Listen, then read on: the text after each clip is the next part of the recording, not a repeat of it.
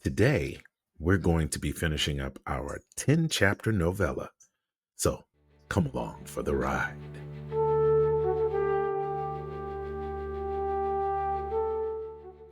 In yesterday's video, you saw me get all the way through the pitch and get it all straight and how I wanted to get it, like, to the point where I was almost ready to have the whole first chapter ready to go.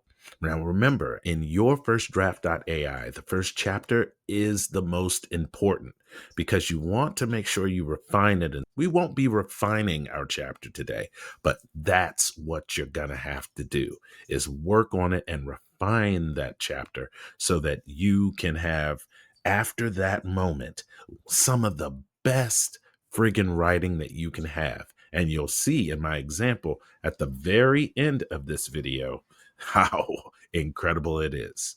And I will catch you on the other side of that. Let's jump right in.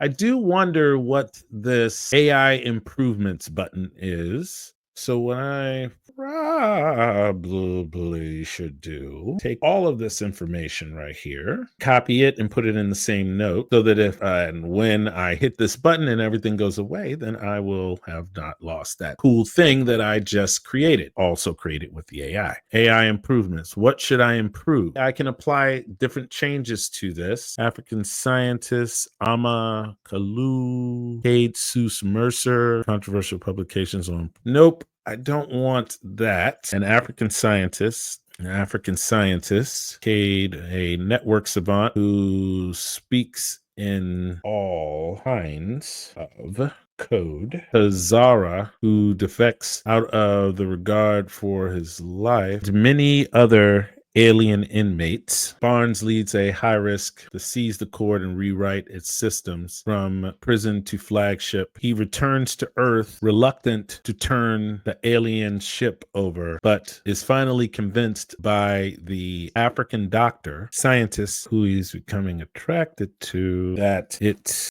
is best for humanity.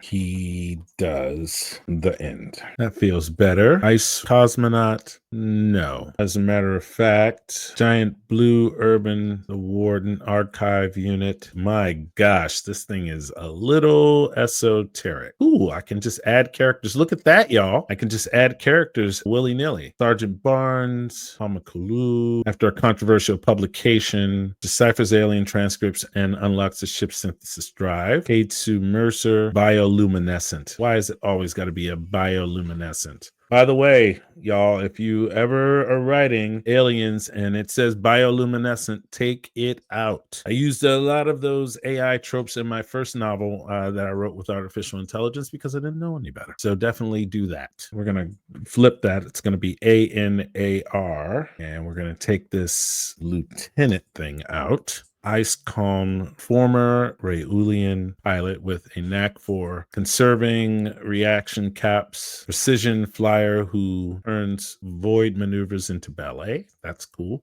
Harlan, or let's reverse their name, call them NALRAH.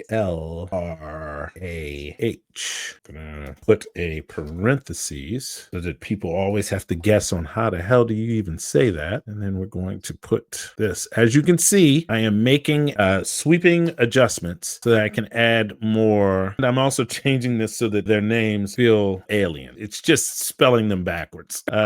Giant-hearted urban rescue worker. Okay. Giant-hearted urban rescue alien whose strength and stubbornness keeps bulkheads and spirits intact. The team's anchor when metal and morale need bending. Admiral somebody or other, that's gone. Archive, that's fine. Tilar, alien mechanic / engineer, who is much more brilliant than he lets on, holds secrets like they are his most precious possession in the world. Has a conniving spirit, but everyone's goals align when wanting to escape, so he does his best to keep the secret that his people are domineering and power hungry. There. Let's see. Put up here that she begins to become attracted to Cole when she sees that he is heroic almost to a fault. Okay, I think we have added enough stuff. There we go. Save. Activate now to continue your draft. Stay here for now. Okay, so we're going to stay here for right now. It obviously gave me the ability to just start popping this sucker out right now. I've edited the pitch and I have all of the stuff. I look at the pitch, make sure everybody's names are in here, that everything that I want to have happen in these 10 chapters happens. We're ready to go. We're going to save the pitch. We're going to activate. This will cost me half of a credit. Have all of my stuff. We're going to start the first chapter. Let's go back to project overview, and then we're going to look at the project details. And then I almost skipped over the dossier. Now we're going to plan the dossier. Now I could either start with a blank template, or I could import a template. As you can see, I can import a template. I could start with a blank template, or I could start with our story pitch. Cascade generation started. Your pitch is being transformed into a detailed worksheet. AI is working its magic. It's in progress right now. This progress runs in the background. Processing sections 1 through 9. Feel free to navigate. You can leave this page while generation continues. Progress updates. Check the top of the page for completion status. What happens next? Your story pitch data is being analyzed and expanded. Character profiles, world building, and plot structure are being generated. Return when you see the completion notifications at the top. Continue work. Live status, processing 2 of 9. It's working on everything right this second. Processing, we're at 5 of 9. We're calling it threads of command. I want to call it the accidental captain. We're at 7. As you can see, and you're wondering how I even know any of this. It says live status right up there and says processing act 1. So as you are waiting for this, you can go get yourself a coffee, get yourself something else if you want to. It has all of the elements that it's building right now. Eventually, it will have a dossier with a worksheet and the whole 9 yards. A lot of this process can be done, and I could be on some other page doing something else, refining my cover right here, making sure that this says the accidental captain. Or I could be over in, okay, so I'm in my own personal Canva. There it is, John Douglas Whitmer, the accidental captain. The accidental captain. You see the big blue giant right there? That's actually pretty ironic that it said a blue giant. But this could be the actual cover. And here's the second book in it. The Accidental Captain, book 2. Catalyst. That's the ship that they bring back. We're going to replace my name, that name.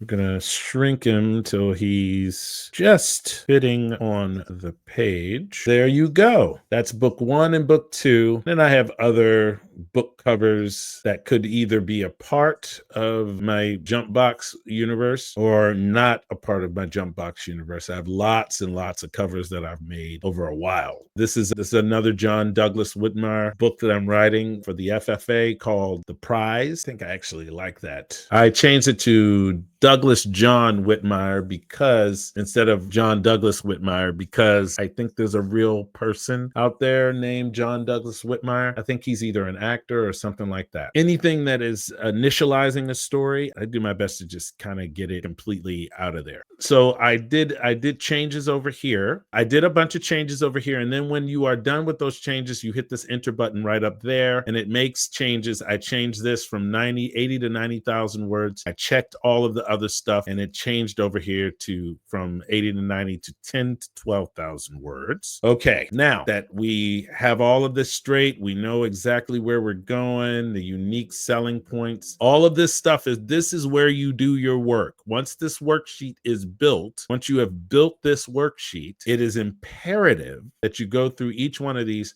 But for the sake of expediency, I'm going to save, which was up there. You save it, then go back to project. This sucker is ready to go. All I have to do is go back to my project overview. I'm ready to start my first chapter. Opening up chapter. I have not checked this, so all kinds of weirdness could happen.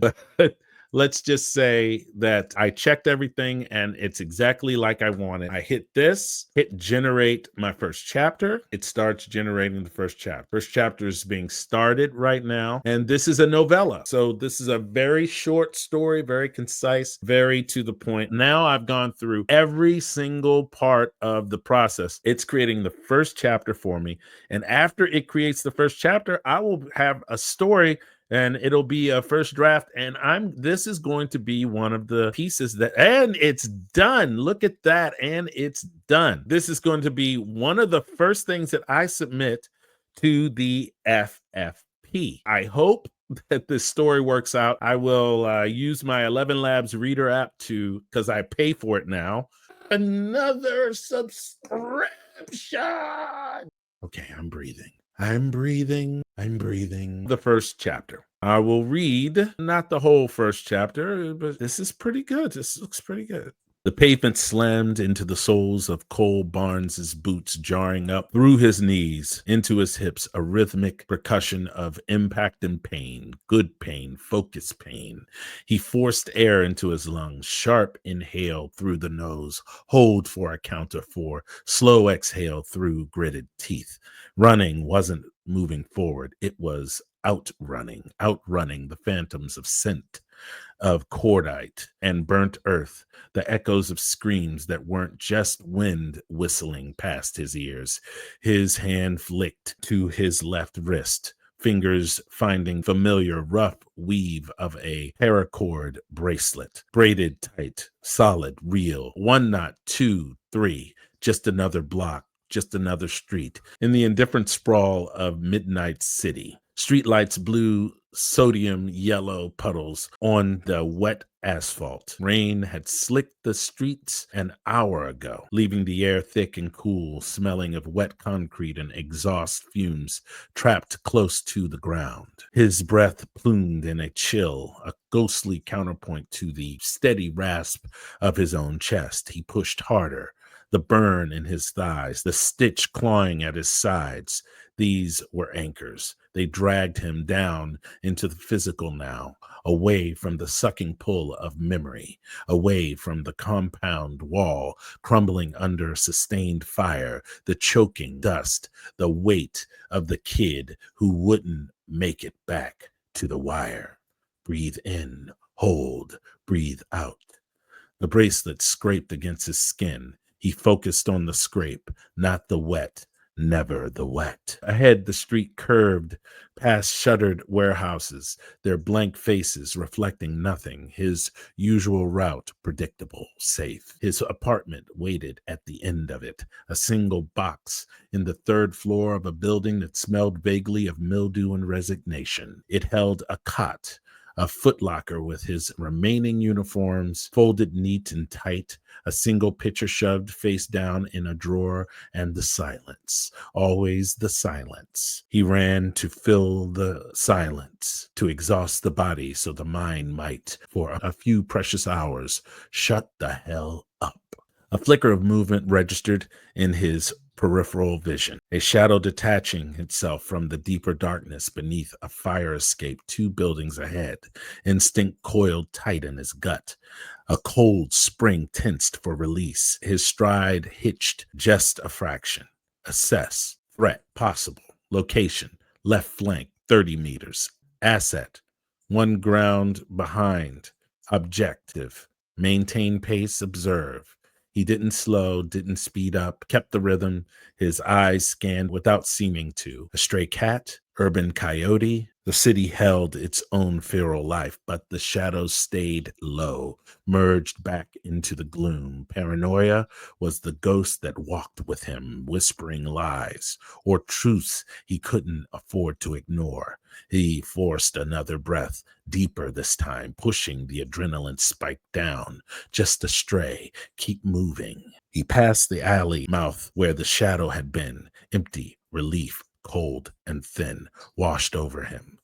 Just the city, just the run. He pushed the pace now, needing the burn, needing the physical proof of exertion to drown out the phantom whispers. His boots splashed through a shallow puddle. The cold shock of water soaking through worn laces. He welcomed it. Real sensation, grounding. The warehouse gave way to the older brick buildings, their windows, dark eyes staring down. Fewer streetlights here. Pools of light became islands in a sea of deepening shadow. The air grew stiller. The city sounds, distant sirens, the groan of a garbage truck blocks away, muffled, as if wrapped in a damp wool. He hit the 4 mile mark, almost home, almost to the temporary ceasefire darkness offered. The apartment building loomed ahead, a squat brick rectangular offering no welcome. He slowed to a jog, then a walk, circling the block once for cool down, surveillance, habit drilled deep. The street was empty. The windows above were mostly dark. Mrs. Gamble in 3B would be watching infomercials. Old man Henderson in 1A was likely already passed out. Normal, routine. He stopped beneath the flickering bulb of the rear entrance, key already in hand. The metal was cold against his palm. He braced a hand against the damp brick wall, head down, sucking in deep, ragged lungfuls of air. Sweat stung his eyes, plastered his t-shirt to his back. The frantic drumbeat of his heart began to slow, the tightness of his chest easily fractional. He'd outrun it again, for now. Now you tell me, was that or was that not amazing writing? I think maybe I'll have to do a video just on the model that I used. Oh my goodness, so good. My name's Ikello Herod. This is the Future Fiction Academy. And if you have any questions about how to use your creativity and have it enhanced by artificial intelligence, then the Future Fiction Academy is your Jimmy Jam. Come on over. We have tons of things going on, including a Your First Draft boot camp. And that boot camp is only going to have 100 people in it. And if you get in it now, you will be able to get five credits, all worth 20 chapters each. And you'll be able to get 5 credits for $300. That's 5 credits for $300. That includes a class that we will teach you on how to use your first draft. So you'll get 5 credits, all worth 20 chapters each. You can make your epic fantasy, your gigantic space opera, your cozy mystery. So anything from 10 chapters all the way up to 110 chapters. Come to the Academy. Learn all about it. And after you like and subscribe, I will see you all in class.